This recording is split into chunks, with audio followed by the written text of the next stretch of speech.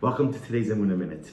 A few days ago in Daf Yomi, we had a beautiful Gemara, a fascinating Gemara about the great sage Rav. And the Gemara discusses that Rav used to administer lashes when he felt that people were acting in a certain inappropriate fashion. The Gemara gives a whole bunch of examples of this. For example, the Gemara says, "Man mekadish b'shuka." If a man betrothed a woman in the shuk, in the marketplace, Rav would flog, Rav would give lashes for such an infraction. What's the logic? Rav felt kiddushin, betrothal, marriage is something very important. It's not something you do just transactionally in the marketplace. It's not something you just do, 1, 2, 3. It requires koved rosh, it requires concentration, it requires intent, it requires a certain level of seriousness. And the Gemara goes through a whole list of various infractions like this, and at the end of it, the Gemara says something amazing. The Gemara talks about a person who was in Shanta, a person who was excommunicated because of some type of infraction. And the Gemara says, and he did not show up for 30 days to Beis Din to try to revoke his excommunication. Rav would flog such an individual. So again, if a person was excommunicated and he didn't try to appeal his excommunication for 30 days, Rav would administer lashes, Rav would flog such an individual. When I saw this Gemara, I think it's a very simple question. If you notice, the Gemara doesn't say that Rav would flog, would give malchus, would give lashes to a person who was excommunicated. It was only if you were excommunicated but didn't try to get yourself out of the excommunication, that's when Rav would go ahead and administer lashes. And perhaps Rav was trying to teach us, the Gemara is trying to teach us such an incredibly profound lesson. You see, the concept of excommunication means a person made a mistake.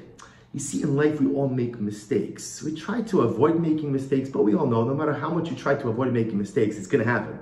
It's just a question of frequency and severity. But at the end of the day, we will always make mistakes. In life, Rav was teaching us, it's not the making of a mistake for which you are held accountable.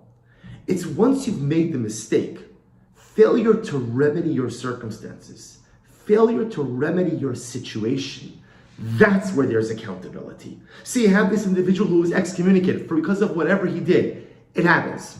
It happens. People get excommunicated. People fall into shanta, into chayrim, into nidui. All kinds of things happen. All kinds of mistakes happen. To err is human. To err is normal. To make mistakes is par for the course. But Rav says, now you're excommunicated. And you don't show up to Beis Din for 30 days. And you don't show up to try to ameliorate your difficulty, to try to address your plight, to try to right your wrong. Rav says that's when you're held accountable. That's when there are lashes. That's where there is real punishment for failure to act to remedy your circumstances. We all make mistakes in life. The shaila is, after we've made the mistake and we find ourselves in the compromised situation, do we just simply wallow in it, complain about it, lament it? Or do we find the courage to do something about it?